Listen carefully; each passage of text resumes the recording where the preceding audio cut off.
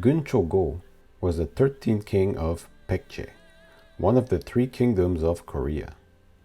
Baekje lasted from 18 BC to the year 660 AD. It constituted, along Goguryeo and Silla, the three kingdoms of Korea. Geunchogo was the fourth son of the 11th king of Baekje called Biryu. He is a descendant of the 5th king of Baekje, Kingchogo. This is reflected in his name, Geunchogo. Geunchogo means close to Chogo. There was a rivalry between two royal factions, and Geunchogo chose to reflect this by taking King Chogo's name. This ended the alternating of the two royal lines of Baekje. King Geunchogo is mentioned in the Samguk Sagi. It is said that his body and countenance were unusually robust, and he possessed far-reaching knowledge. He reigned from 346 to 375. Baekje's capital moved 3 times, and that determined the era's name. Wirye-song, located in today's Seoul, was the first capital. Ungjin-song was the second. And Sabi-song was the last capital of Baekje. Wirye-song was founded by Onjo, Jumong's son, in 18 BC. Jumong, or Chumo, was the founder of Goguryeo. Onjo was the founder of Baekje. He reigned from 18 BC to 28 AD. Geunchogo reigned when Baekje's capital was in Wirye-song. As soon as he became king, Geunchogo solidified his royal power. He set up a system of local governments with heads appointed by him. By doing so, the aristocracy lost decisional power in governmental affairs. Geunchogo married a woman from the Jin clan, a trend that his successors would follow. The Jin clan was a powerful noble clan of Baekje. They produced queens of Baekje, civil and military officers, as well as ministers. The Jin clan might also have a tie with the Japanese imperial line. Baekje's capital at the time was Wirye-song, in present-day Seoul. As a matter of fact, it was Baekje's capital from its foundation to 18 BC up to 475 AD, at which time they were forced to relocate following Goguryeo's successive invasions. Baekje reached its greatest geographic extent and power under Geunchogo. He annexed the remaining Mahan tribes, taking over all of present-day Jeolla province. He made an alliance with Silla in 366. Gifts were sent, including 2 very good horses. That same year, a solar eclipse was recorded. King Geunchogo gained a lot of influence over the Gaya confederacies in the south of the peninsula. Baekje had maritime trade with China and Japan. Merchandise, books and ideas transited from China to Korea and then to Japan. Of course, there was also trade between the 3 kingdoms of Korea and Gaya. Diplomatic relationship was established with Eastern Jin China and Yamato Japan. The Yamato emperor at the time was Emperor Nintoku. Geunchogo sent a diplomatic mission to the court of Eastern Jin in 372. He was soon after given the title of General Stabilizing the East and the Administrator General of Lelang. The Lelang Commandery was one of the 4 commanderies set up by Emperor Wu of the Han Dynasty. Lelang Commandery was conquered by Goguryeo in 313.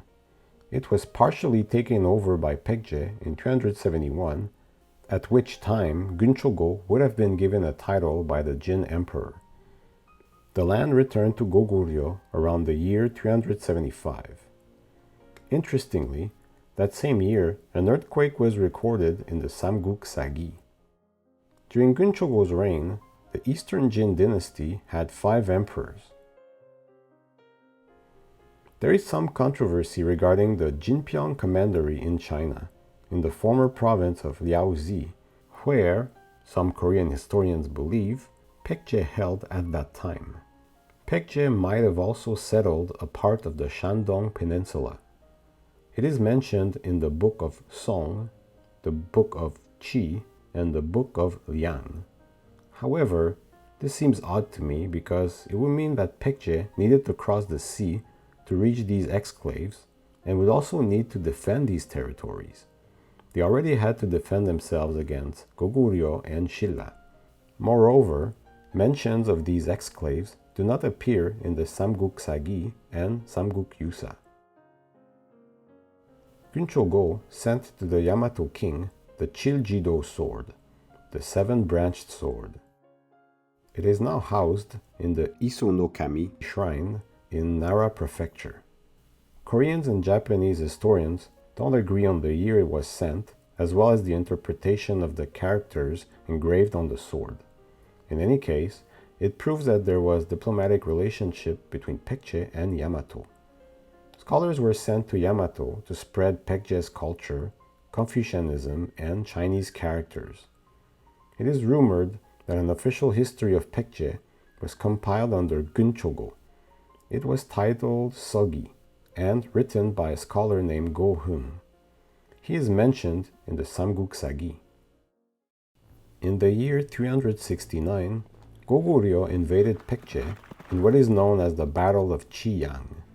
King Goguryeo of Goguryeo attacked Chiyang, just north of Wiriesong, with an army of 20,000 composed of infantry and cavalry. Prince Geunchogo met Goguryeo's army in Chiyang. A deserter from Goguryeo told the Baekje generals that the Red Flag Army was the only army that was worthy, and if Baekje attacks that army first, the rest of the Goguryeo army would collapse, since it was composed of mainly untrained soldiers. Prince Geunchogo focused his attack on the Red Flag Division and defeated the Goguryeo army. Baekje captured over 5,000 soldiers. 2 years later, in 371, Goguryeo attacked Baekje again. Geunchogo heard of this beforehand and was waiting for the Goguryeo army with his son Geunchogo. They easily defeated the opposing army and marched on Pyongyang with 30,000 soldiers. King Goguryeo of Goguryeo fought bravely in the Battle of Pyongyang, but he got hit by an arrow and died. Baekje's army didn't stay there though. They took and held Sugok Fortress and returned to their land. In the year 375, Goguryeo attacked Baekje at the fortress of Sugok. Baekje tried to keep it, but failed. There was an attempt to raise an army to retake the fortress, but it also failed because there was a drought that year. Sadly for Baekje, King Geunchogo died that same year. Baekje would never again be that powerful and hold that much land. Geunchogo was depicted in the drama King Geunchogo, the King of Legend, produced by KBS. It ran for 6 months in 2010 and 2011 and had 60 episodes. Thanks for staying until the end. If you enjoyed this video and found it informative, please put a thumbs up and subscribe to my channel. Stay tuned for more videos on the rich history of Korea.